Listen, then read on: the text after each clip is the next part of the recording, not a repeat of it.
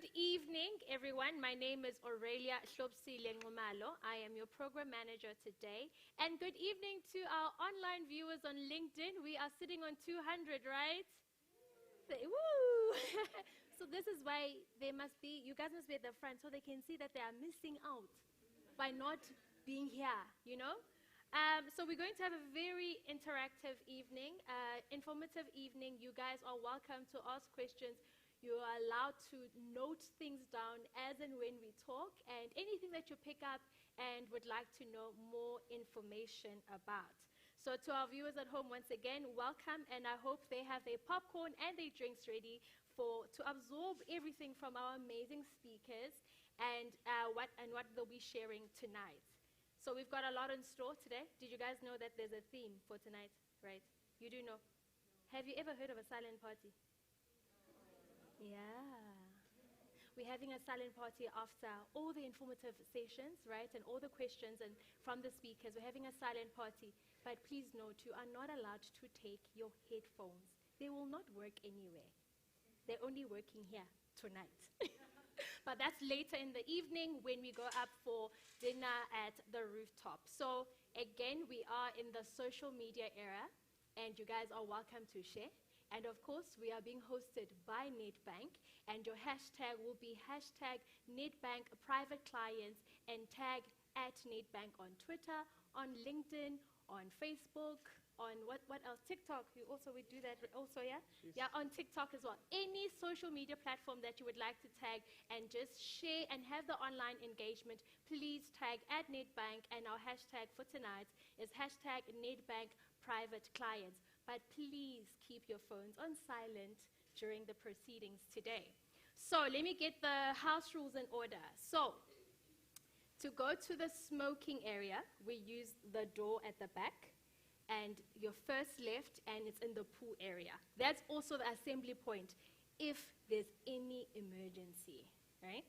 Please remain calm and go to the assembly point if there is any emergency. And then our restrooms are also through the back, left door, and then on your left. Cool, let's get into tonight and also hear what the purpose of this. And we're going to hear this message from Melanie Reddy, who is the Regional Manager, Retail Relationship Banker at Nedbank. Melanie is a seasoned Durban money expert who has 20 years of experience in the financial sector. So guys, listen, we have to listen to her at this point because, 20 years, you must understand. I'm going to read this out so that they understand why we must actually take note, take videos, take everything, write down, take out your notebooks. So throughout her career, she has completed several phase banking certifications, including Foundation Management Program in 2004, Management Advancement Program at Wits Business School in 2006, phase certifications in RE1 First Level Regulatory Examination, FSP's Key Individuals in June 2013, and phase certifications RE5 First Level Regulatory Examinations Representatives June 2013. Melanie was also part of the Partners for Possibility program, where she mentors school principals to navigate the tough social environment. And with all that said, please welcome Melanie Reddy. So good evening, everyone. Can you hear me? Am I loud enough? Okay, that was a lot more impressive than when you said it, not when I said it. So you are impressive. Oh, thank you very much. But I do feel a little bit old tonight, I have to tell you. Anyway, good evening, everybody, and welcome. It's so exciting to actually see so many people come out on a Thursday night. So we can't be accused of being boring, unlike our Joburg counterparts, who party every night. So thanks for showing up. And, I must tell you, really, when I looked around the room, firstly, I did feel a little bit older, okay, because some really good-looking people here tonight. Yes, it's the young professionals. And including Anil, who came in a suit. So thank you for dressing up for us. That was really awesome. But yeah, guys, again, I also need to point out, this is a really good-looking bunch. But I'm a little bit disappointed because where's all the men? Ladies? Yes. Hey? I mean, there's What two. is it Three. like, Puza Thursday that all the guys are like not here? I don't know. But yeah, so ladies, It just shows you who runs the finances. there you are. You must know, okay? Who does the money? The money matters. So you're right, a money expert, and that's what we do at Nedbank. It's about managing money. It's about partnering with you when it comes to your money. And I have the wonderful opportunity to lead this province with an absolutely amazing team of money experts.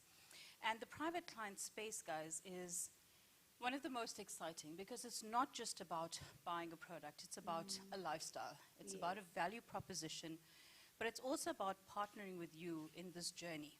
And it is a journey because I think I was talking to a few of the ladies a little bit earlier, and it just takes me back to my childhood. And when I say childhood, I'm talking about now I don't have mommy and daddy paying for the water and the lights and the food, and you have to get out there in the world on your own and figure out how you need to start to do this on your own. And when it comes to those decisions, you really need help. It's like, guys, you're not going to go to a hairdresser to get medical advice, right? Well, I'm hoping you don't. Okay, because you might not get what you're needing there. And it's exactly the same when you're coming for your financial advice, guys. It's important to take advice from the people who know what they're talking about. Absolutely. And you're going to hear that from our experts tonight. And I asked them, what are you going to discuss with everybody this evening? He's like, no, Mel, don't worry. We're all good. We're going to keep it, simple. And guys, that's what it's about. Yeah. We are not here to baffle you. We're not here to complicate things for you. But what we are here to do is partner with you in this journey because it's going to be a life's journey. We're going to kick off now, and I'm sorry there's very few men in the room, so Valentine's Day is around the corner, so if you don't have a date yet, I can't solve your problem today. So yeah, but they're all sitting online, by the way. But you, my gentlemen, you're in luck this evening. It's the 200 online. The 200 online are really the ones that are missing out, okay? Yes.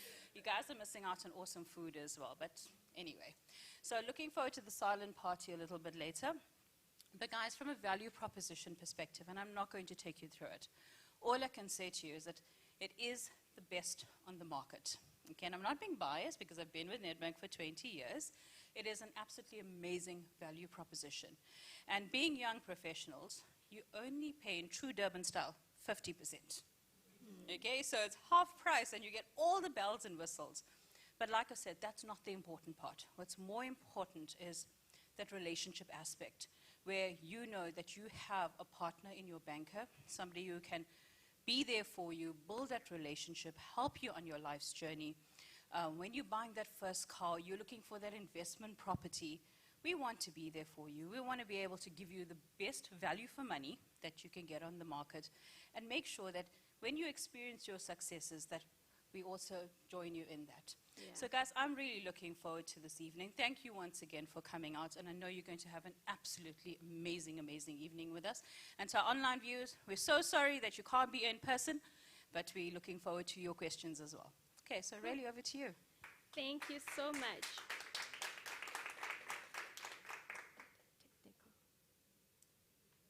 Must I give you chair? It's okay. It's the aesthetic, right? The aesthetic is not right. Thank you so much, Melanie. And no, you are not old because now you have walked the path for us young professionals. Now you're passing on the baton. You're helping us not make your mistakes, right? Right? So that we can help other ones not make the same mistake. Cool. So also that you would have actually interacted with some of the relationship bankers that are outside. And for those that are online, you can go to private-clients. Wait. I just want to get that correct. private-clients.nedbank.co.za to just find out about how you can sign up as a Nedbank private client. So that's online, but we have the relationship bankers here tonight. So with our representatives and the panelists today, we've got Tracy. Hi, everyone.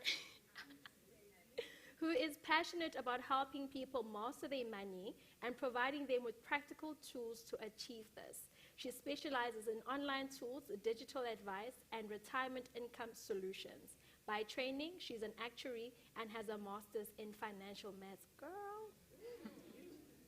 Actuary and financial maths. I'm just saying I did law because of numbers. I was like, I'm not trying. So I want to learn. I need to learn about the numbers. I mean, I can do the law thing. I can do the words. I can speak. But the numbers need to also make sense and make the sense come together. We can have a good partnership. There's so much legal regulation in this industry. I can't wait. I'll be like, listen, I want to also hear. There's a very amazing story that as women, we need to hear about, because I'm like, girl, how did you give that up? If there's zeros and zeros and you're like, you said no to zeros. So I can't wait to hear about that. Of course, Alan, you are here as well. Thank you for joining us tonight. Anil is a senior investment analyst at Ned Group Investments, having joined the firm in 2007. His work focuses on fund manager research, selection and monitoring, research into tactical and strategic asset allocation strategies, as well as helping financial planners to optimize their decision-making using science and data.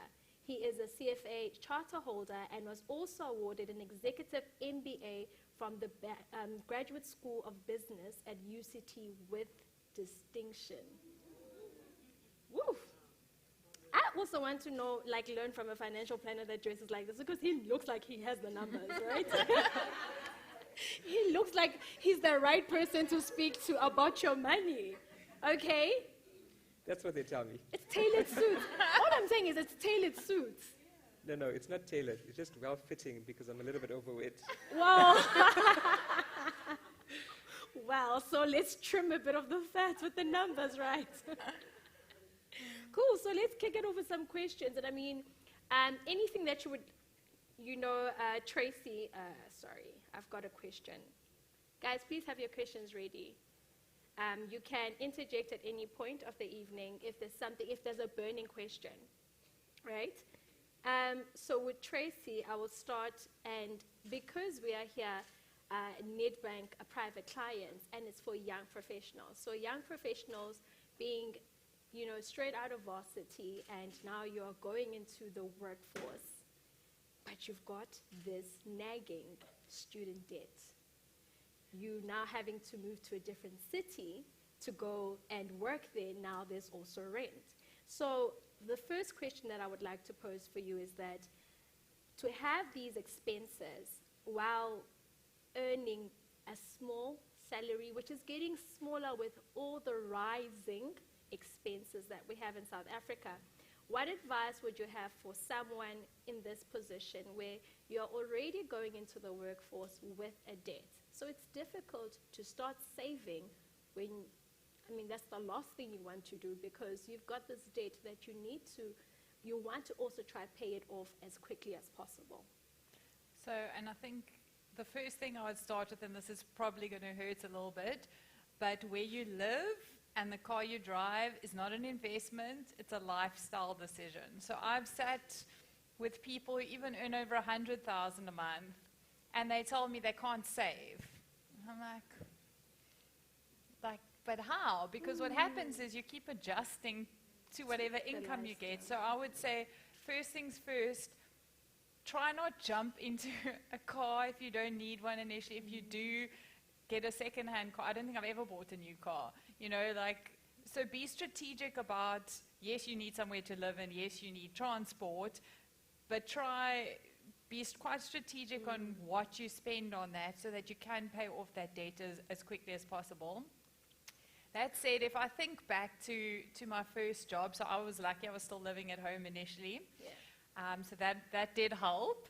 But I think every weekend it was shopping, and there was like the J&B Meds, and then you need an outfit for the Meds, and you need to kit out your work wardrobe because you don't have one, and high heel shoes. And then there's makeup artists for the J&B Meds and every other event. So I think it is really difficult, especially when you've studied a long time, because now you've got this temptation of, I'm finally getting something in return for all my hard work. Yeah.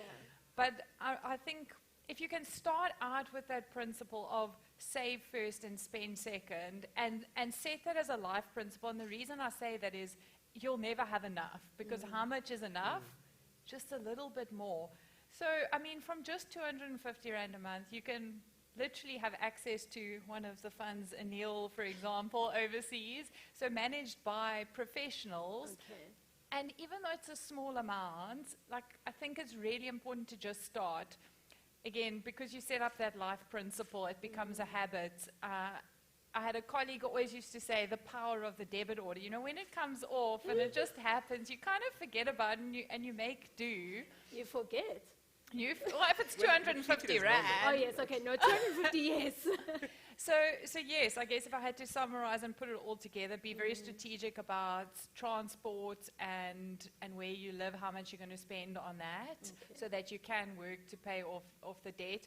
But you also need to make a little bit of allowance to enjoy your life. Yes. I think I went a bit overboard, but try find that balance. You are enjoying the benefits of that discipline later on, right? Yes.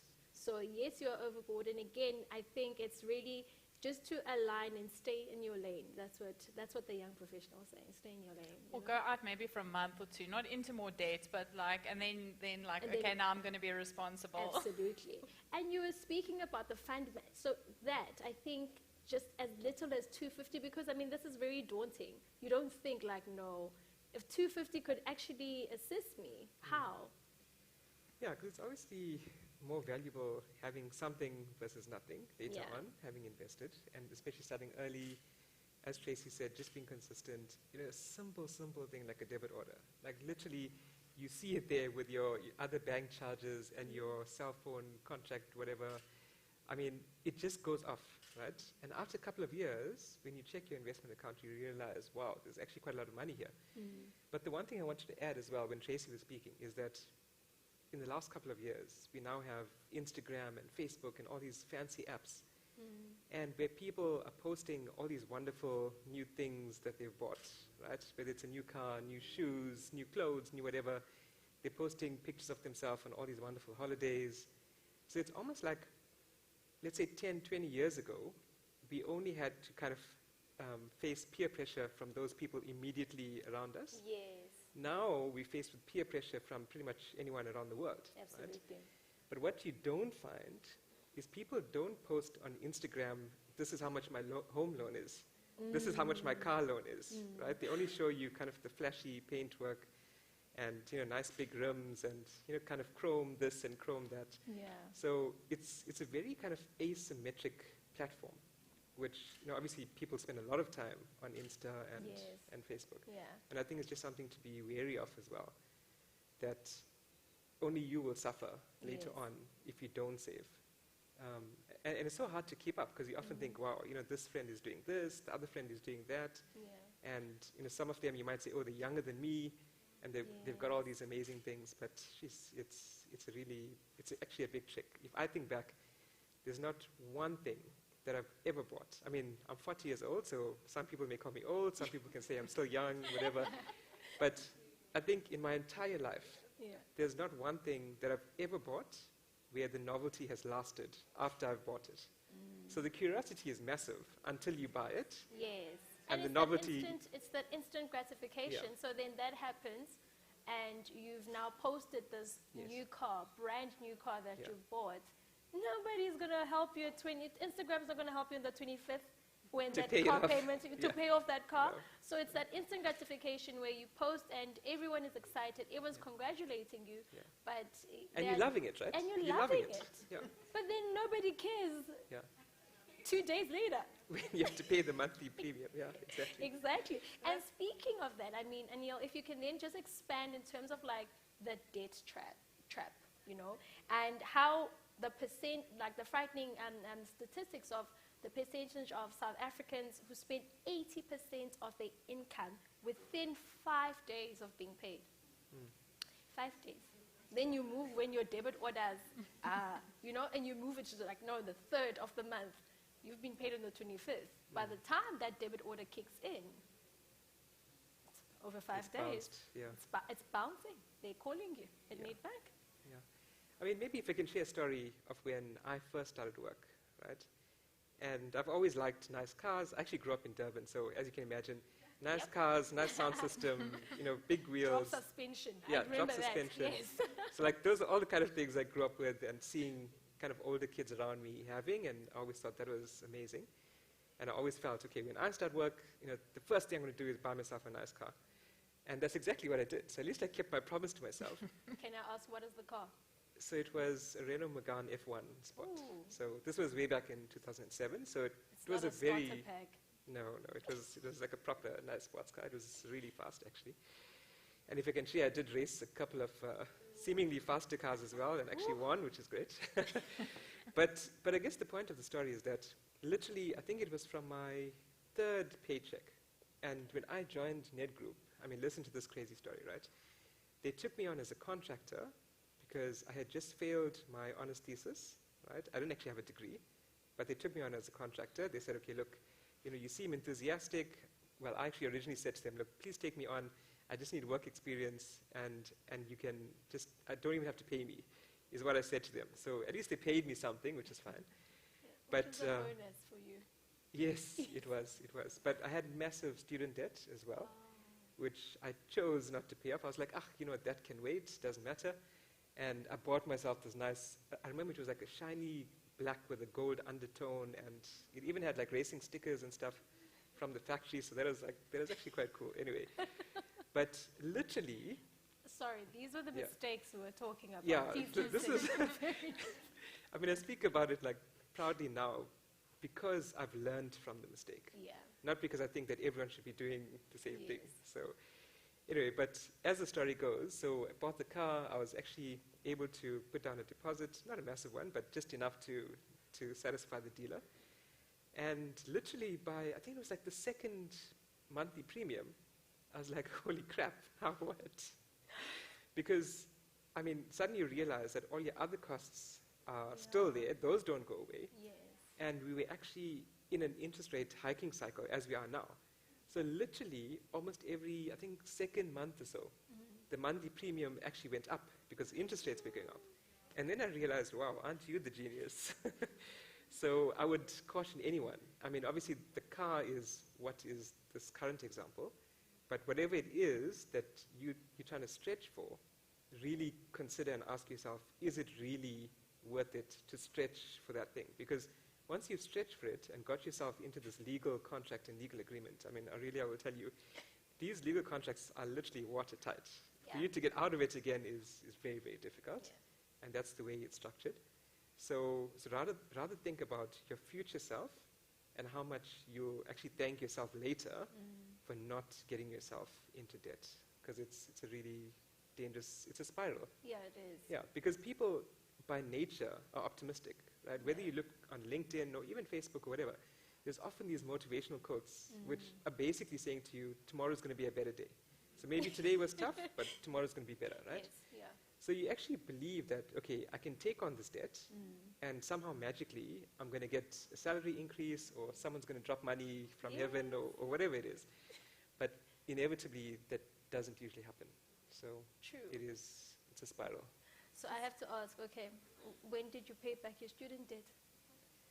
That's a very interesting story. So eventually things got so badly out of control that I had to get family members to step in and pay off the debt for me. Oh. So that's how bad it eventually got, which I paid them back much later on. But yeah, you definitely don't want to be in that situation. Absolutely. And I think, you've got a good story to tell because of where you are now. And not everybody will have that privilege or benefits to have and make those mistakes. Some mistakes are quite detrimental to your future and can set you back, and then you end up comparing yourself to other people who didn't make the same private or personal mistakes that you would have made. And I think one of the other good things, I mean, I still, with my legal training, good and bad debt, like when is debt good?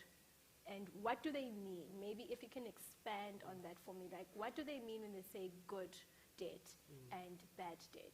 I mean, I've heard of things like, I think in the last conversations we've had where you have to build credit or have some sort of credit to buy a car. So now you're having to create debt, whereas you probably raised to be like, oh no, maybe buy that car when you can afford it. Like let's say now you go to your second-hand car sales and you've got your 100,000, you're like, yes, cash, I want this car. But is that even the right advice? Because there's good debt and bad debt. What is that? So typically, I think in the kind of simplest terms, and I think you mentioned that earlier as well, that we'll speak simply, but I think to add on to that, more importantly, we'll speak truthfully. So it may not always make you feel like, you got butterflies in your stomach and things are all warm and fuzzy, but I think more importantly, if you follow the advice, you'll be much better off later on. But I think typically the easiest way to distinguish between good debt and bad debt is bad debt is like consumption-focused debt that you're borrowing money for, whereas good debt actually helps you to grow your wealth later on in life. So bad debt would be, for example, you needing to borrow money so that you can buy groceries. And of course, you do need to eat, right? But those groceries are not going to come back and help you to pay for that debt in some way or the other. Whereas good debt, on the other hand, it's, let's say you need to buy a house or you need to maybe take out a student loan, for example, something which helps you to grow your worth out in the job market or to basically take care of your family, like as a house would be, for example.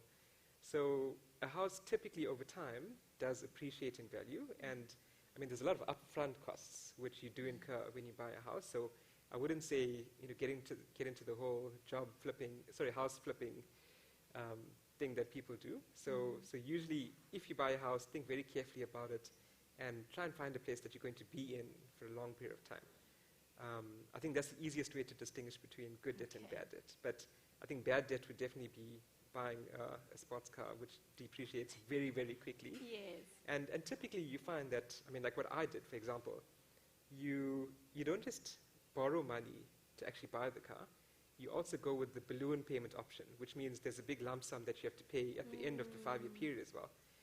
And then you often find the situation where the value of the car depreciates faster than the amount of the loan that you still need to pay off.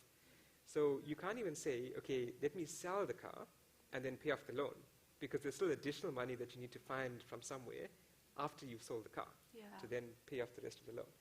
So that's a very tricky scenario. If I can even add to that, so even within good debt, something that I find very practical that helped me when I was looking for my first place, I was looking for a flat in Cape Town, and I thought, okay, I can afford this amount. And so I thought, okay, I'm going to set aside that amount of what my bond's going to be, what my insurance is going to be, what my rates are going to be, what my electricity is going to be, all of those. So you did the whole actuary thing, basically. Well, I didn't. I thought, oh yeah, this looks comfortable. And I set it aside for a few months while I was looking for a place, because it takes a while to find something you want and then you can afford. And I realized quite quickly, life is going to be tight living like this. But it was like a really simple, practical thing you can do to actually see whether it's, even with good debt can become bad if you overextend yourself. Yes. Can you actually afford it? And if you can, are you going to hate your life because you literally have zero left for doing anything outside of that? So I think that's also a nice way to test it out, test drive it before you you go for it. And I think maybe that's what the critical and also like important purpose of today is, to learn from people who have walked the path. I'm also, I'm at the edge of young professional. So I'm learning a lot now. I'm like, I'm going to sit with you guys after this and be like, listen, this is where I'm sitting. How do I fix this at where I am? So thank you for that. And also just speaking now, this is for the ladies because it involves being shopaholics. Hi, my name is Aurelia. I'm a shopaholic. And I would like to speak to Tracy about this. I mean, we're talking about debt and budgeting. What triggered you to change from being a shopaholic to a saver?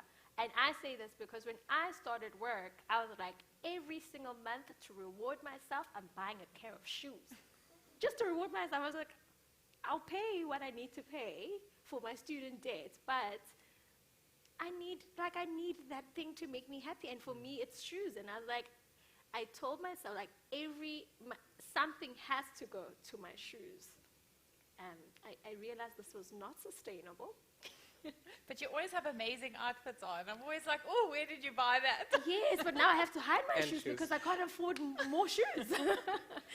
So like, how did you do that? Like, from Aurelia, who's a shopaholic and trying to be a saver, and there's new seasonal shoes. How did you do it? So I must say, I was bad. I used to go, I had a friend, she's now in America, and we used to go to Canal Walk, and literally I would pack snacks in because there was no time to stop for lunch because this was like serious. That's how, it was bad. But You're not there anymore, right? no, I'm not there anymore. Now I need time to find time to shop. But Okay. I worked, as I said, as you read out in the beginning, on a lot of tools. So online tools like if I save early, like what is it worth later, or how much do I need to save for my retirement? So all of these kind of things. So day in and day out, I'd be typing in and looking at these results and testing it. And I'm like, flip. The later you start, the more you have to work, the more you have to put in. If I don't start now, to catch up on that later is like, eventually you have to save half your income before tax, and it just becomes harder and harder. And I think what helped me is it wasn't a once-off, like, yeah, I should do that. Like, seeing it every single day, it was almost like this little voice sitting. I don't know if you remember that. I think it was a Chicken Licken ad where that And with the thing monkey, grows, the yes. monkey grows. And eventually I was like, flip, if I don't start taking life a bit more seriously and saving, I'm going to make my life exceptionally difficult later on. Yeah. So I think with that, you took that advice for yourself because of the profession that you're in. So somebody who's not in that, who's not going to know that if I don't start saving now, my retirement plan is going to be a bit of a mess. So what would you encourage them to start doing and start looking at? We see a lot of things, like even on the Nedbank Money app, there is like where you can look at what your expenditure is, and you can compare what your income and your expenditure, and look at even your credit score. So things like that to a lay person like me who is afraid of numbers. And wants to obviously prepare for the future and be secure in the future. So if I don't understand how my decisions now, my financial decisions now are impacting my future, how can, what's the easiest way to do it besides going to my banker? So I think I'll give a quick statistic. Some people, numbers works for them and some people Yes. doesn't. And then I'll give another example. So Okay. one of the things I picked up doing these tools day in and day out. So what you need to save for retirement is 15%, 1/5 of your gross income for 40 years, which is a long time. So people say, oh, but that sounds like a lot. I said, but if you live for 30 or 40 years in retirement, if your money didn't grow, you would have to save half. So actually 15 is, in that context, not too bad. But if you wait 20 years into your career. So you're like, when I started out, I thought, I'm going to have my own business, I'm going to have this, I don't need to save for retirement. Like, you have that that mindset, like you're going to take over the world and you can do anything. Take you over. Yeah. But if you start 20 years in, and when you've got 20 years left, you have to save almost half of your salary to be in the same position, not a better position, and it just becomes unachievable. So to our conversation earlier, the sooner you start, the more your money works for you and the less you have to work. So you want to be smart, you want the growth to work rather than you to be sweating and paying out your salary. But the other thing, if you can find somebody who resonates with you, who talks on these topics, even if you listen to a short 1 or 2 minute clip once a week, I think the thing that really helped me, and they say you need to hear something 7 times, is hearing something over and over. Even if, as I say, it doesn't need to be a long, like you're saying, boring, complicated, hour-long investment presentation, but just having that constant almost voice there, just reminding hey, there's other things besides shopping or other things besides that instant gratification. To balance all your social media, you're seeing the one side, but there's nothing on the other side. So try find balance. something on the other side as a constant sort of reminder. So I can just add something as well. Okay. I've come to realize, and maybe I should have realized this earlier, but there's absolutely nothing and absolutely no one that can make you happy. Unless you find happiness within yourself, you're never going to be happy because of someone else or because of something else. Yeah. So And it's always like a moving post. So you're always chasing something and not developing that financial muscle and that discipline where, again, you can't decide you are only going to save now when you've got responsibilities like children and a house and you have to actually start at the beginning of your career. yeah, I mean, I'm actually still a shopaholic, unfortunately. I mean, We can literally, see. but I was going to say, literally every month I buy like hundreds and hundreds of diapers. Oh, no, that's going to scare you enough. And just, again, talking on the budgeting. So it's the budgeting and figuring out how much to spend, how much to save. It's, again, we've spoken about it and how complex. I mean, just give us like little, takeaway points that we can just, when you're sitting at home, okay, cool, this is how I start to save. This is how I budget. So I think budgeting is something which makes, just the thought of it makes people feel like, okay, I'm poor. And we just have this human nature thing that we don't want to feel poor. We don't want to feel unhappy. We don't want to feel less than anyone else in any way, whatever that way is. But we don't want to feel less than anyone else, right? Like, you want to be smarter, you want to be slimmer, you want to be whatever, right? You always want to be kind of at least as good as everyone else. Yes. But I think that when it comes to budgeting, you have to find some way that suits you. And I realized that for myself, I liked, playing with apps on my phone and, kind of having all the tech-enabled stuff and using that to basically help me to do whatever. And I just found that, like 22/7, for example, is a fantastic budgeting app. I think on the Money app, there are some budgeting tools there as well. As well, yes, yeah. But probably the simplest way is at least just write down on a piece of paper. These are my expenses each month, right? And every month, just write it down. It's a good exercise because otherwise, I promise you, this invention called the credit card, it really makes it so easy for you to spend money, right? I mean, obviously, they'll say the ball is still in your court, right? And you choose when and how much you want to spend on stuff. But you only realize the shock at the end of the month where, all these little swipes that you do, and which doesn't hurt you at all at the time. But at the end of the month, you realize, okay, well, you actually spend quite a lot of money again this month. So I think the first step in terms of budgeting is just, at least on a piece of paper, write down what you're actually spending your money on. And you'll probably realize quite quickly that you're not actually earning enough to be able to spend all of that money. So then you need to prioritize and say, well, these are the things that are actually important to me, and these are things that are less important to me. And you have to basically make a pact with yourself to say, do you want to be that kind of person who's now 65, 70 years old, you can't work anymore because your body and health is like gone to the gutter. It's also you've reached the limit. Yeah, you literally reached the limit of your bodily Of the work capability. life. Yeah, and you can't work anymore, and you've got no source of income and no way of generating income anymore. Yeah. And then literally, I mean, this sounds tough, but you're basically waiting to die almost as quickly as possible because you got no source of income. And how do you then support yourself? And sometimes you may have dependents as well. Absolutely. You don't want to be that person. Yeah. And unfortunately, there's a lot of people those like cases, that, not just in South Africa, but around the world as well. So it's almost like you have to say to yourself, do you want to be the guy that looks wealthy now? Or do you want to be the person who is actually wealthy later? Yeah. It's interesting, when I was flying from Cape Town, this was at like 4:30, 5 o'clock in the morning, I was on the way to the airport, and I couldn't get an Uber, right? They said it's surge pricing because demand is very high. And I was like, wow, there's so many people going to the airport at like 4:30 in the morning, right? Anyway, so finally I got an Uber, and I asked the driver, I said, look, is there some event on, or what's happening that there's no cars available? He says to me, and this was middle of the week, so Wednesday morning, right? He says to me, no, this is the time when people are leaving the clubs to go back home.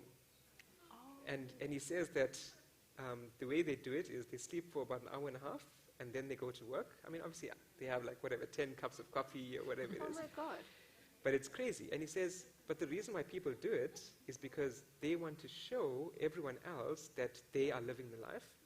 They want to be buying drinks for everyone in the club. They want to be doing all these amazing things. And as you know, after a couple of drinks, you feel like you can have 10 more, and buy 5 more for everyone else. And you are the millionaire. And you're the guy. Yeah. You're the boss. You're the one who's earning the big bucks, and everyone thinks that you are the most amazing thing they've ever come across. So, yeah, so it's just scary, the kind of perception that human nature leads us to want to create in the eyes of other people. Yeah. And But you it have to goes guard back against to that. living within your means and not, Yes, and staying in your lane. And I like what you said earlier, Tracy, about not allowing your salary to change your lifestyle. So not living up. So now if you get a bonus and you get a raise, now it's like, okay, I need a bigger house. I need a new address. I need to stay in Sandton or Morningside. Do you get what I'm saying? So it's one of those things where looking at your priorities and staying in your lane. We do have some questions from our online viewers, and then I will put it to the floor as well. So I want to take it to you because you spoke about the balloon payment. So they said, is it advisable to take a balloon payment on the vehicle since one does not intend to own the vehicle for more than 4 years? So I think they talk about the residual element. So would you know about that? So I think the only time when it would make sense to take the residual option is if on the side you also got some sort of investment plan set aside where you're going to have saved up a lump sum in that kind of 3 or 4 year period. Yes. Because obviously when you take residual, it makes your monthly payments lower. And that was my thinking. I thought, wow, this is genius, right? It was such a good idea. But you only realize later what a curse it was to do that.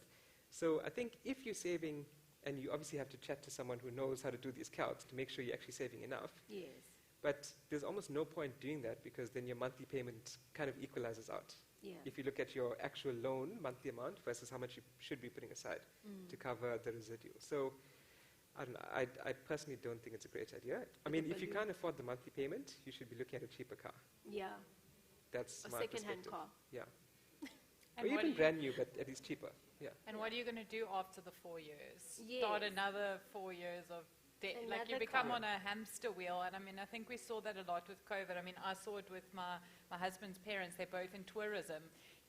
His dad had just bought a new car.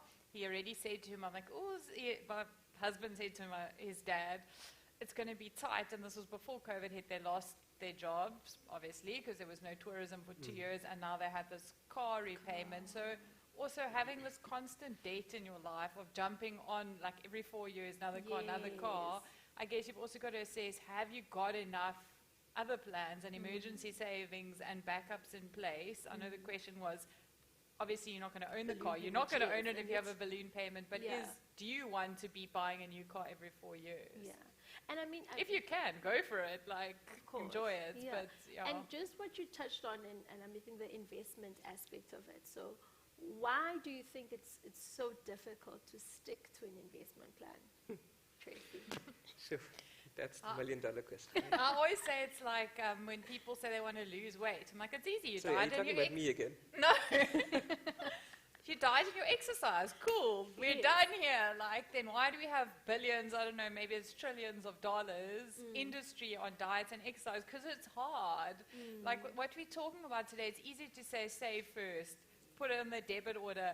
But you walk in the shop, you go on social media, you go to your friend, to they've got this Dis-Chem new, for one and you want to thing, be and happy then- with them, but you also wish you had the same. Exactly. She's like, it's constant things. And then it's also Yeah. in the media that you see things all the time. For example, it's the end of finances and the era, like in 2008, and all these fear things. You're like, oh, maybe I shouldn't put my money in the markets because it's a bad Yes. time, so then you hold on to it. So there's so much going on. It's easy to write down on paper, I'm going to save this a month, but there's so many temptations parts, yeah. all the time. Sorry, can I just add as well? I mean, just using the whole diet and exercise analogy, but you literally know what the unhealthy foods are, right? Yes. You know that you should be doing exercise. Yes. But I promise you, like outside here, when you see those nice sweet little cakes and things, it's all gone, eh? Whatever willpower you thought you had. And I think consistency, same with diet and exercise, same with us. I think consistency trumps, going on extreme effort. So I'll give you an Yes. example. My husband and I are very different. I'm like super disciplined, and he's like whatever's in the moment. So he's actually a really good runner. He hasn't been running lately. He's come in the top 100 in comrades. On his second comrades, he's only done 2. So like he can really be amazing. I'm not nearly at his level, but I exercise 4 times a week, every week. Not for long, like 30 minutes, but it's that consistency. He will like go all out for a month or 2, and then he drops off for a few months, and then he goes all out. And it's much harder. It's the same with investments or anything. It's much harder to get somewhere when you're on and you're off. Yeah. It's almost easier to take a smaller, sustainable, and be consistent about it than to try like have these big extremes. You can see consistency works. No, we can see it. I mean, he should be learning from you. Absolutely. I mean, you could be training him at this point. I did ask her, actually, if I can join her workout program.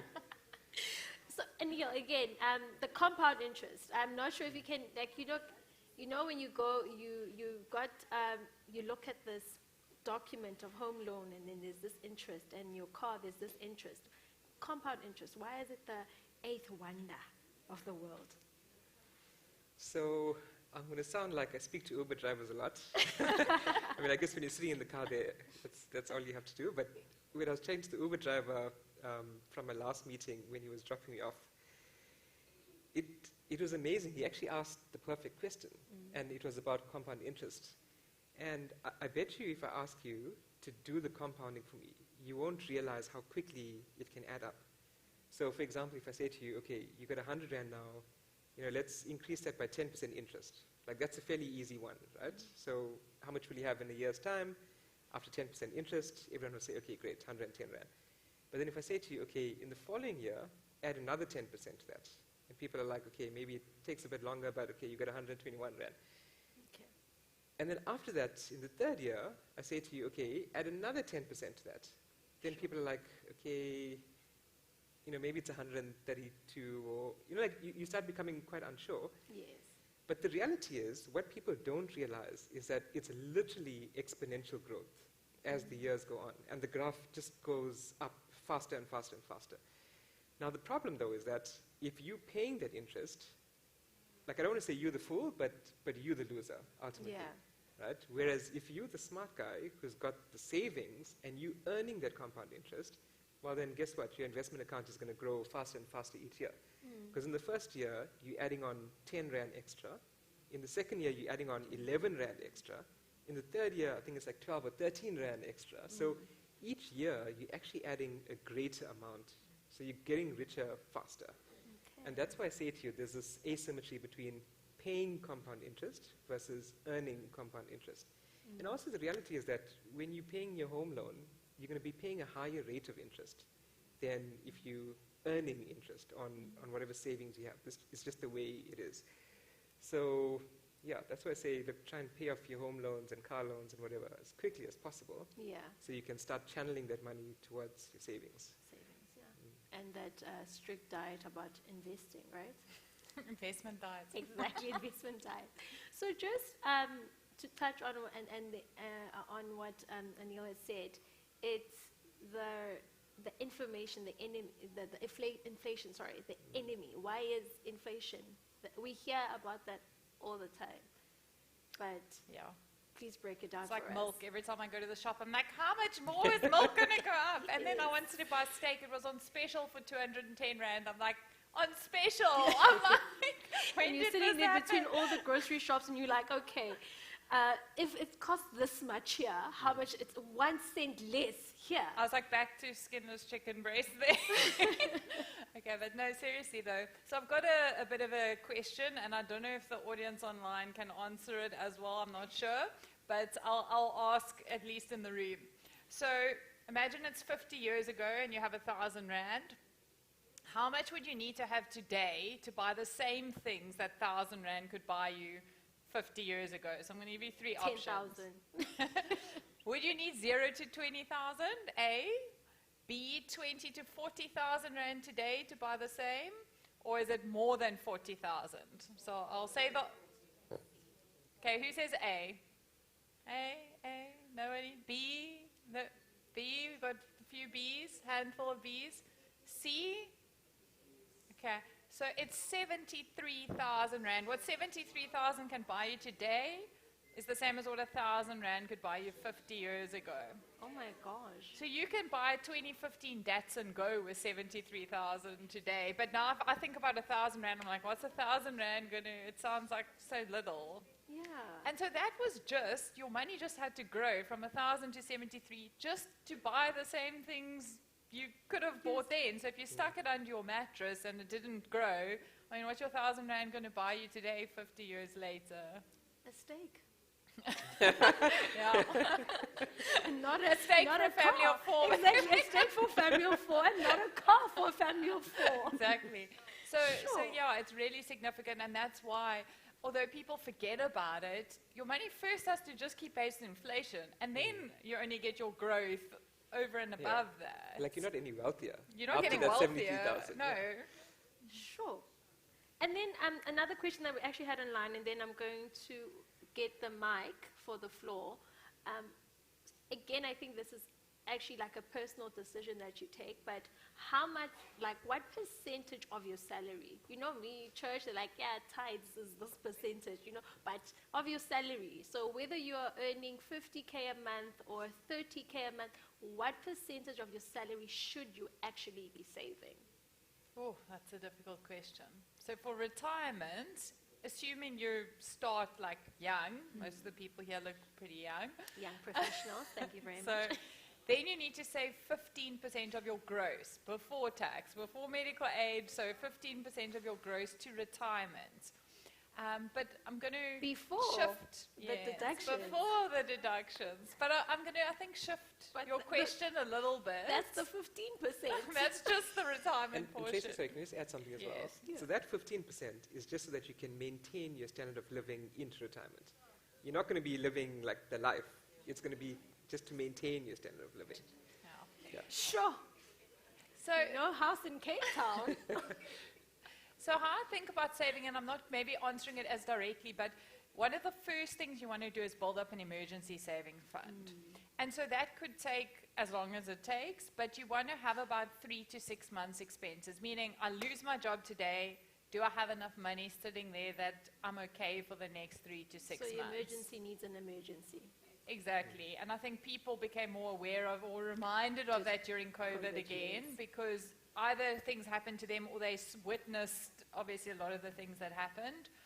So that's sort of where you want to build up. Now, you might not get there in like 3 months, so however long that takes, once you've built that up, then you want to start with your retirement, or you can do it at the same time. Depends, like start working on the one and the other. But again, if you can't get to 15% in the first year, it's okay. Don't go, oh, well. Like, Yeah. again, coming back to consistency. Yes. It's better to do, if you can only do 5%, then do 5%. By the way, it's tax season, so you've got until the end of Feb to get your tax deductions on your retirement savings And your tax-free and your investments. tax-free investments. And that's a real free lunch for you. Yes, the government doesn't often give you no tax, so Yeah. take advantage. Sure.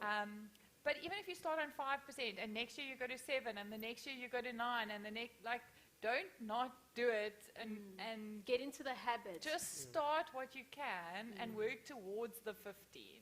Because I think that, Sure. like, But- there's the temptation to say, I can't do 15, so, you know, I give forget up. the whole So thing. why yeah. do you say before deductions? So why do you say you take the gross? Like, why that principle? I don't know if there's an explanation for it. Like, why can't I work with what has already been deducted? And I'm like, okay, now I'm sitting with this is what I have to carry me through to the following. You So know. after deductions, you can say, okay, 25% then. But it depends on your tax rate. So Yeah. then some people would be Yes. 20, some would be 25, some might be Okay. 30, so it's harder to give Okay, Yeah. I a number because understand. everyone has different deductions and tax rates. Okay, But so the that's way why we the way we got to the 15 is to say, how can you maintain your standard of living Okay. into retirement? And it also assumes that you're going to increase your income needs in retirement by inflation. So let's say I don't want to maintain my standard. I want to accelerate as you know. So do I do 30% if I don't want to just maintain with the 15%? Yeah, no, that's spot just- on. I mean, I think everyone should obviously evaluate their own circumstances Yes. and decide for themselves how much more can you do, Okay. knowing that you'll be thrilled with yourself later on in life if But you're able to. But you it's must also hard. enjoy life now. Yeah. I think there is Yes. a balance. Like some people can be on the one end. I remember my brother growing up, I flip money, would he get his 50 cents pocket money or £1? I can't see inflation, guys. But whatever the small amounts of pocket money, and he has to go to the shop like now, he had to go buy sweets, that consumption thing like now. Like, So you saved your 50 cents? I did. I spent some and I saved some. Now my brother's gone the opposite. He is like, he has holes that's bigger than his sock in his socks. I'm like, can you just buy socks already, please? Like, please. And his poor girlfriend as well. She's. He still has a girlfriend. He steals her socks to wear because he doesn't want to pay for his own socks. So look, You know there's a show that talks about people that save even water that they've cooked rice with so that they don't have to pay for more water. So I'm saying you also don't want to be that person. No, like you you want to find a balance. It's a to Neil's balance, yeah. point, it's about also not happy because, I got these shoes. Yes, it made me happy for an hour, but like true, contentment, and you want to find the right balance. Yeah. I Absolutely. mean, it's worth kind of like patting yourself on the back every now and then, and spoiling yourself a little bit every now and then. I mean, I think But that's okay. With after the 15%, After the 15. Yes. saving, guys, Yeah. right? That's what we are catching the 15% as salary earners, right? You can spoil and reward yourself if you have something, and not that you're going to be eating mass for the rest of the But month. after you put your savings away. Absolutely. So over to you guys, and any questions that you may have. There is a mic. I mean, I notice a lot of excitement and chatter, so I'm hoping there's some good questions and comments. Yes? I think the mic is coming. Thank you so much. I've learned so much already. I have a question. So what is the difference in putting your money into a retirement annuity versus putting it into like a fixed deposit account that is going to earn interest every month? Which would be more beneficial in the long run? Go for it. You're this expert. So a fixed deposit, so most of the bank type things, notice deposits, fixed deposits are suited to terms. I know you can buy up to 5 years, but generally is for a savings period of roughly 3 years. So think, I want to save to go on a holiday, I want to throw a massive 30th birthday, I want to save for a car deposit, save for a house deposit. Because it gives you quite a steady, you know more or less what you're getting, the growth is stable, you're going to need it in a relatively short space. So that's what fixed deposits are better for. But it's not going to give you that long-term growth. So when we spoke on compounding, it's going to be steady and it's going to feel a lot more comfortable, whereas like investing predominantly in shares, so you want to have about 75% in shares and property when you're saving for retirement, because it's so long, it's going to feel like quite a roller coaster in the short period, but in the long run, it's really going to give you that growth. So that example I gave you with the 1,000 rand, and we can actually see how much do you think if you had put that fully in shares, that 1,000 rand would have grown to today? So remember inflation, it grew to 73. Any idea? 3.5 million rand. You can buy 50 almost Datsun Goes instead of just having one. And a If lot of you're stuff. in a dealership, If you had put There you that go. 1,000 rand away, whereas a fixed deposit will give you generally just above inflationary growth. So so let's say fixed deposit, it might have grown to, I haven't got a calculator, 300,000. But in the share market, it would have had 3.5 million. And so that's the power of making that compounding work with you. And that's why I say for long-term savings like retirement, where you can ride out, those big ups and downs, you definitely want to own quite a high proportion in shares and property in there, in your retirement annuity. Thank you so And you much. get tax benefits, tax deductions. I have one more question, sorry. So with, the new age or like Bitcoin and that kind of thing, seemingly saying it's going to take over within the next, 20 years, it's going to replace like real money and that kind of thing. How do we, plan for that in terms of making that transition? I mean, it might not happen, it might happen. We've seen a lot of, instability within like the Bitcoin market within the last like 2-3 years. So how do we plan for that going forward in this sort of technological sphere of the way that banking is moving? Okay, well, you look at me, so I'm going to answer. But unfortunately, I'm going to have to be a bit too honest with you. But I really think Bitcoin is very dangerous, along with other cryptocurrencies. I think that the people that will make the most money out of Bitcoin would be the Bitcoin exchanges and the traders, who are basically like brokers of it. So every time you want to trade, they take a commission from the amount that you want to trade. Because I think the technology behind Bitcoin is fabulous. It's fantastic, right? There's a lot of applications and uses for that. But I think Bitcoin, as what some people may see as an investment asset, I think that thinking is very, very dangerous. And as we've seen, you can lose a lot of money very, very quickly, right? I mean, Bitcoin was down, 50 or 60% last year. It's very volatile. I mean, it's also not even backed by anything. Yeah. So, at least if you buy a house and put on for rent, that's a good source of income. Or, some other assets which can be income generating, whatever, fixed deposit, investment in unit trust or in the stock market, whatever. Something that will actually deliver an income because it's backed by something.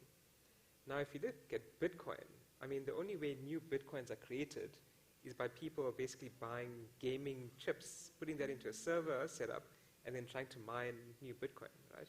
I mean, that's the cost that goes into creating new Bitcoin. But ultimately, it was invented by someone who we're not even sure if he actually exists or not, if he's a real person, right? And it's been popularized by people like these FTX guys who recently went super to the floor, and kind of billions of dollars of money has been lost.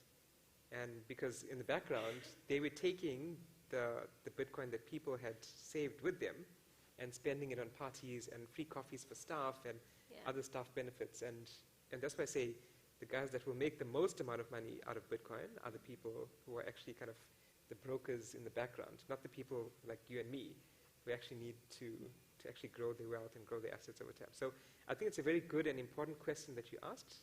It's good that you raised that in the forum here, and so that people just are aware of this thing. Because I think, I mean, in Cape Town, I've definitely seen, like Sia Kolisi, for example, advertising for Luno and trading on cryptos. And I mean, personally, I think it's irresponsible.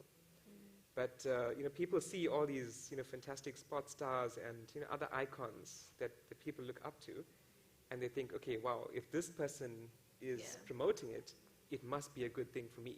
Yeah. And unfortunately, that's exactly the marketing strategies that these companies use to try and hook you. So please don't get caught. Yeah.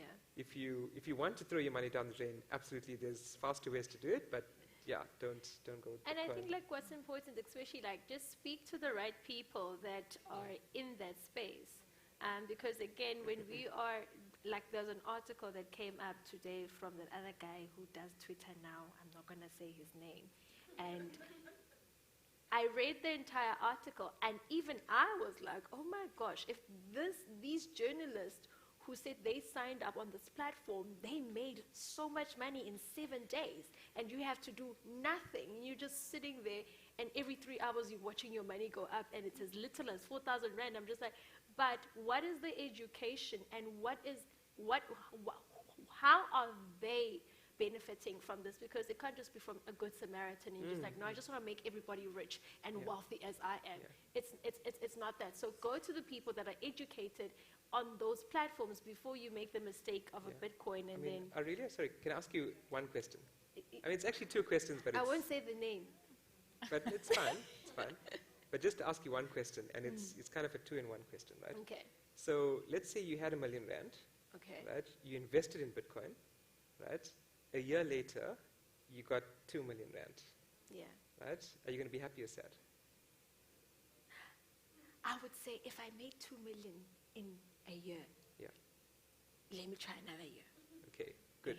No, that's the right answer. But I want to tell you another side of the coin, Bitcoin.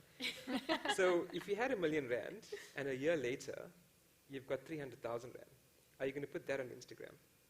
No. Exactly. I will actually expose them for stealing my money. Exactly.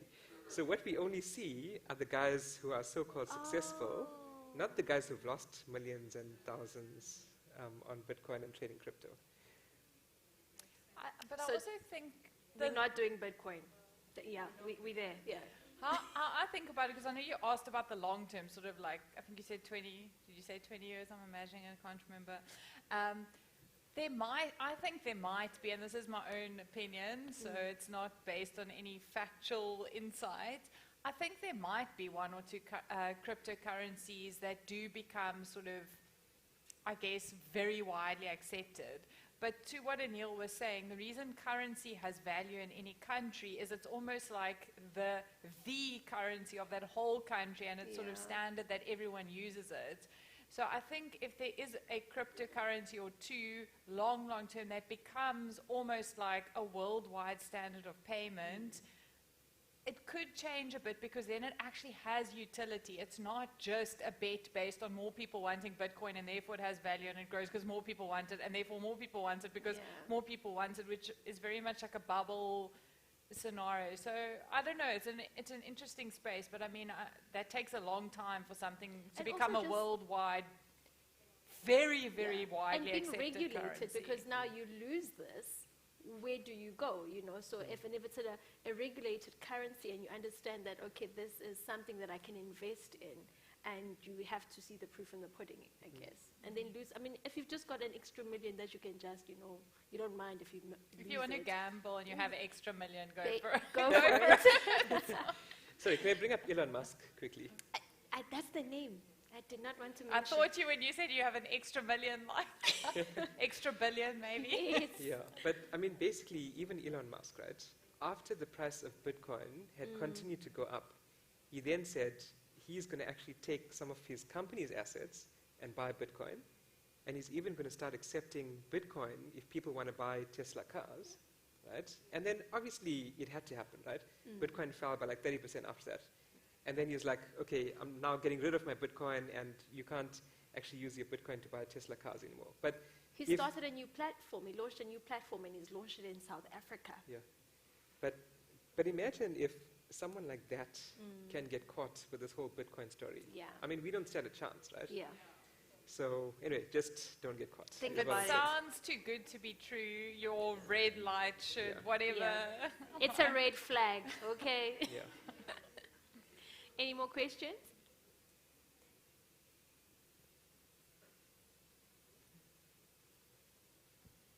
There's Mike. Hello, Hey, how's it? Hello. I'm good. I have a question regarding retirement investments, especially nowadays, since most people join the job market much later in life, and so we have less time to build a retirement fund. And if the rate of inflation is so high that after you've reached the limit of your working time, that the money you get in return is just enough to survive. So it would mean that you have to make a ridiculous amount of money in that short amount of time in order to actually make money later on through investments. Is it possible to have a group investment for people for retirement? So you explained the curve, that the curve goes up much rapidly the longer you leave it in. So that curve could be much sooner in a bigger sum. So it's a good question. I think kind of the closest thing that would resemble what you're describing is actually a unit trust. Sorry? A unit trust, because it is exceptionally well regulated. I mean, even if you look at Nedbank's unit trust, for example, you actually need an external trustee. So we have to use Standard Bank as additional oversight in terms of the monitoring to make sure that we're actually keeping everything above board. But the reality is that there's no kind of like golden egg or, you know, magic fairy dust or something. You know, what you put in is what you get out. And it's almost like you have to be fair to everyone who uses the vehicle. Like I can't say to you, okay, I understand that you're starting late, therefore we have to, or we can increase your returns. Specifically, like it's not fair to do that, because you're going to have to take from someone else to then boost your returns. So that's why we're saying start as soon as you can, whenever that is. Maybe it's when you're 25, maybe it's when you're 35, maybe it's when you're 45, right?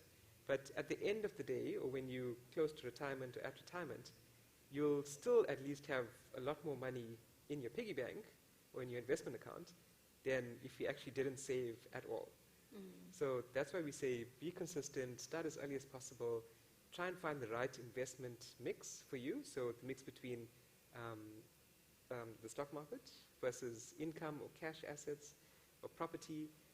See what suits you. And yeah, I mean, it's obviously better to chat to a financial planner as well, who actually knows what they're doing. And yeah, that's one way to ensure how you can get the odds stacked in your favor and ensure the best outcome for you in the long term. But you're still young. What do you worry about studying late?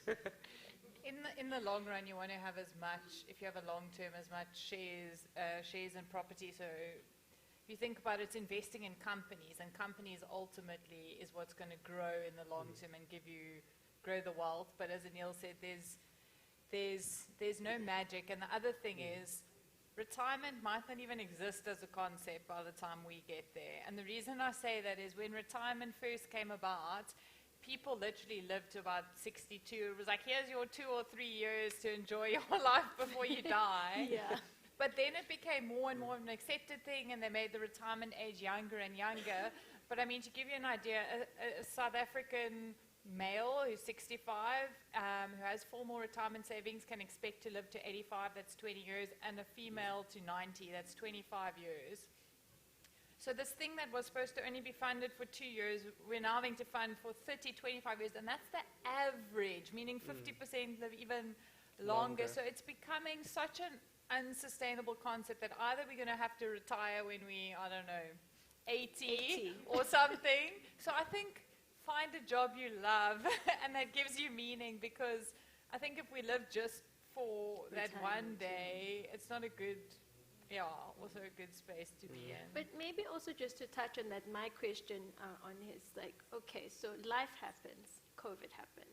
So you now putting this away.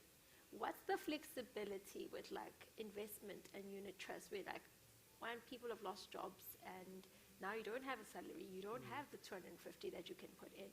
What is the flexibility once you've committed yourself to a unit trust or a retirement plan? When you don't have a salary? I mean, the thing that, well, there's many things, but one of the things I like the most about a unit trust, and I'm absolutely not recommending that you do this, but you can literally invest today. Tomorrow, if you feel that you've made a mistake, you can have all your money back without any penalties. Okay. And I think that's extremely powerful, because in the good old days of whatever, 20, 25 years ago, when the savings industry was basically the insurance industry, and you had to save using endowments, like the old type endowments that Old Mutual and Sanlam and whatever used to run. I mean, you had to save at least for whatever, 10 years or something before you could get your money back. And if you tried to withdraw early, there were massive penalties, like 50%, 60% penalties of what you thought your investment balance was. And the costs along the way were enormous. It was like, what, 5, 10%? Penalties, Yeah, annual costs as well. And that's besides the penalties. So I think in kind of the modern age, fees have gotten a lot bigger focus. And of course, you know, whatever is taken away in fees is not getting added to your investment account. And that's why you need to minimize the amount of fees. And you know, Melanie was telling you about the 50% discount that you can get on fees there as well. But you really have to focus on paying as little as possible for getting high quality services as possible. And Tracy even has a whole product range which is exceptionally good on fees as well, which he can tell you about at some point. So our CEO, I don't know if you must have heard him say this, Nick, he often says the unit trust industry like democratized savings. So if you go back to, I don't know, the 1920s, 30s, only the wealthy really could buy stocks and bonds, and then you would get a piece of paper saying you own whatever, a piece of Anglo-American. What the unit trust industry did, it took exactly to your thing, a whole lot of people's savings, put it in a very, very safe, secure vehicle, as Anil said, that has lots of oversight and lots of protection, and said now with just 250 Rand, you know, you can own, I mean, our one, I'm thinking of our one global fund, you can literally own thousands of companies. You can buy into Facebook, Microsoft, Alphabet, like a whole array with 250 Rand, whereas before that 250 Rand, you couldn't even buy one share. So you can imagine how much money you had to have to buy. I can only buy this little bit now, and then I can buy. So, like for me, and our CEO always says that it's like amazing with 250 rand. Look what I can own in the world with just this little sum of money. Because as Tracy said, I mean, it's basically giving the power of very wealthy people to everyone. Yes. And you can invest on the same terms, on the same returns, and yeah, it's fantastic. From as little as 250. Any more questions? Can I, add something?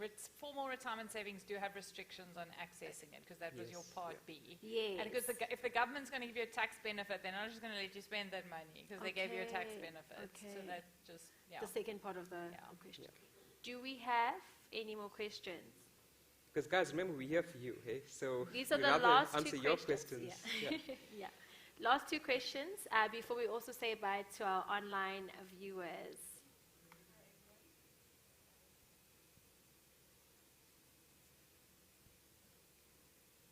Hi, everyone. So my question is, obviously, I think private banking is like the buzzword.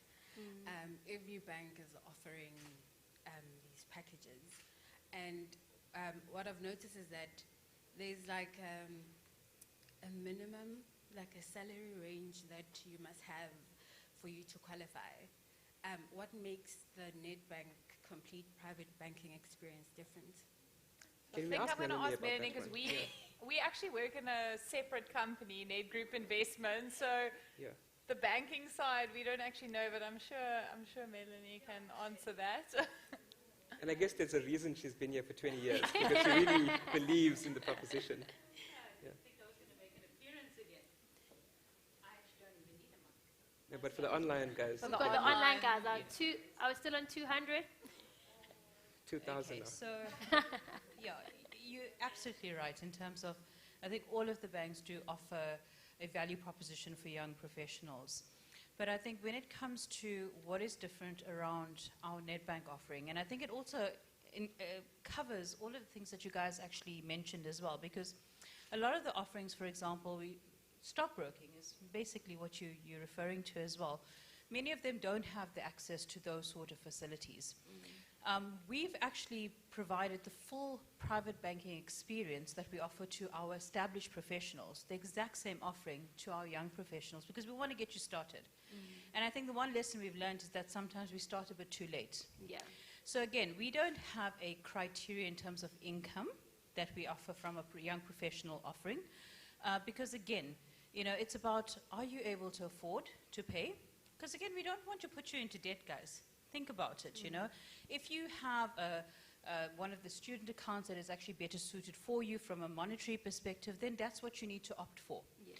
But again, when you're starting off and you're earning, that income, you're wanting the value proposition where we can provide you with all of this, the facilities and the value adds that my colleagues have actually spoken to you about, then it's absolute value for money in the fee that you're actually going to be paying.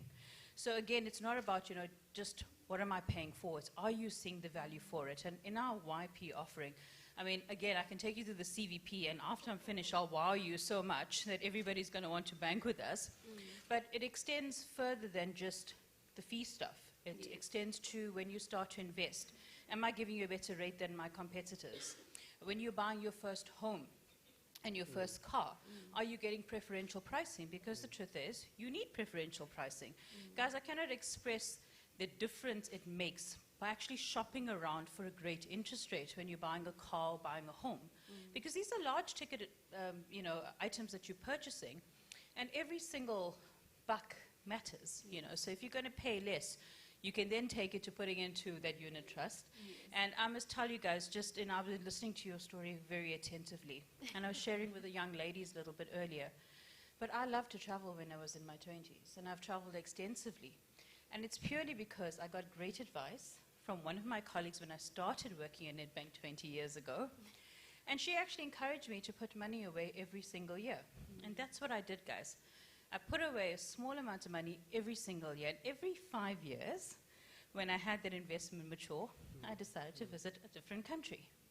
So, that was the experience that I got out of it. And, again, guys, I would love to take you through it, and that's what we're going to do a little bit later on in terms of exactly what makes us different. But just that whole financial expertise from a money expert, I think that's the biggest groundbreaker when it comes to the difference. Okay. I think there was one more. Thank you. Oh, yes. Last question. There you go. Hello. I have this scary idea when it comes to tax. Yeah. How do I make sure that I don't pay as much? Or what can I do to actually decrease tax? Because we don't get that education basically in high school and things like that. You're right. And so when this big scary thing that, we have to pay tax, how do we make sure that we pay as little as possible? Yeah, I'm also scared of tax. You do, I think you should be scared of tax. So I think we can cover it from the investment side. I don't know if Neil has broader, or maybe, we've got a lawyer, I don't know, maybe. But I don't know. I'm just going to say, let's call Cyril or something. From I'm joking. Yeah. So for me, again, it's also that big thing, because sometimes now when you're having to negotiate even your salary, you have to go look at, okay, if I just cross over this, my tax percentage, now I'm in a new tax bracket. So it's things like that again, we're not educated on. And you're just going to be happy like, oh yeah, I'm getting a raise, but I'm now in the other side of the tax bracket. But a higher salary is still better than a lower one. yes, Of course, 'cause but it's I mean the only tax- higher on the marginal. You still want that extra. Exactly. Okay, so I'll talk to you from the investment perspective, and Yeah. then if Anil has any other pearls of wisdom on tax broader than that. So you can save up to 27.5% in a formal retirement vehicle. So that could be your company's pension fund. You could open a retirement annuity yourself. It could be in your company's provident fund. You can put in 27.5%, and that is fully tax deductible. So let's say, I'm going to keep, because it's an easy number to work in my head, let's say you're earning 100,000, 27.5% is 27,500, and then you'll only get taxed on, Neil, help me here, 72,000 is what you'll pay tax on, not on the full 100. Okay. But that's capped at 350,000 contribution a year. You can save more than 350,000, but they're not going to give you a tax deduction on more than 350,000 a year. So that reduces your taxable income. So it's effectively almost like the government sponsoring some of your contribution. You can think about it like that. And all of those returns are tax-free. So normally on shares, when they pay out dividends, you would pay tax on dividends. When you take your money out, if it's grown, you're going to pay tax on the capital gains. If it earns interest, you're going to pay tax on the interest. If there's income on the property shares, they're going to tax you on the income.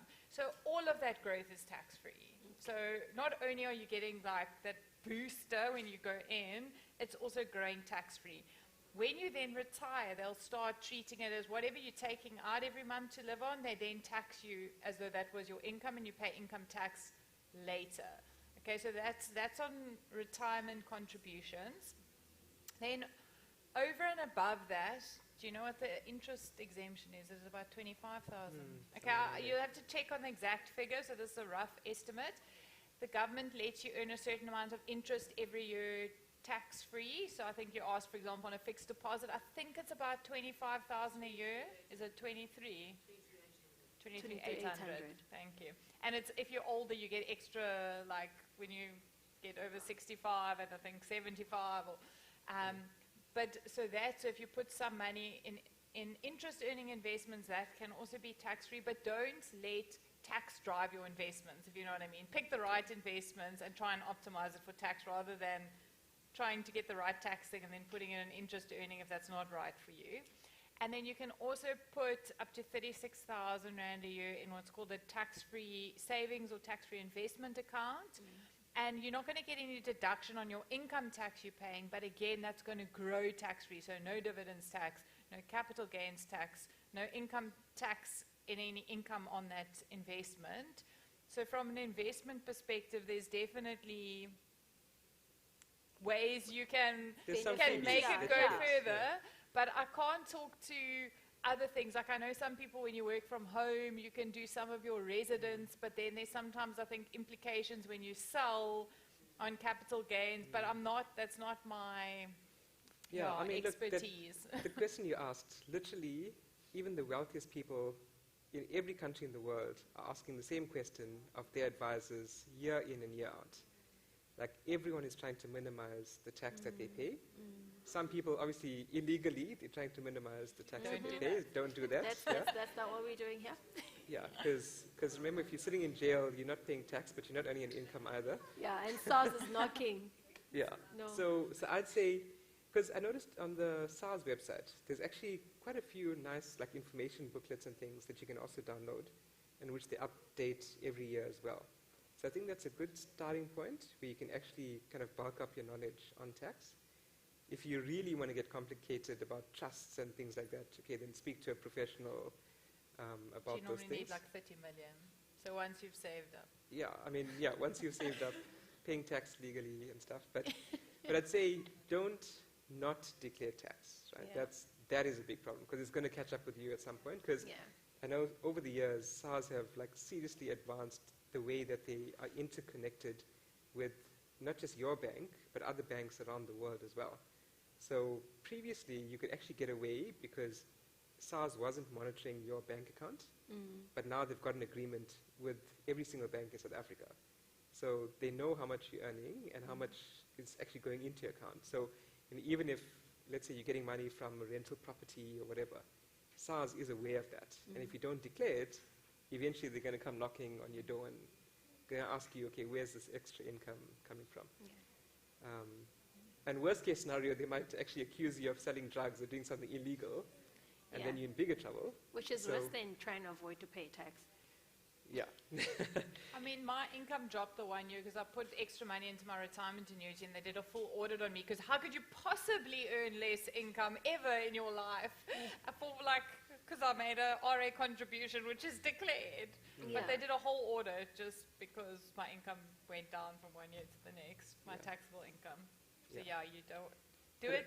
Do the ones you can, but don't do if it looks dodgy, I'm like. Yeah, but I think the good thing Stay about away. tax is that you can probably get 95% of the benefits very easily. You know, that information is very easily available. It's that last 5% if you really want to get complicated and technical and maybe even greedy if you want to call it that. But as I say, 95% of the benefits you can get very simply, very easily, and that info, as I say, available quite easily to you. And SARS is getting better and better at closing the loopholes. Yeah. So I it's mean, they're also harder doing and like harder. a lot of lifestyle audits as well. So just be careful with your Instagram as well, you know, and the side hustles and everything else. So thank you so much for tonight and all the information that we got today. And thank you guys for your questions. And to our online viewers as well, thank you for your questions and joining us.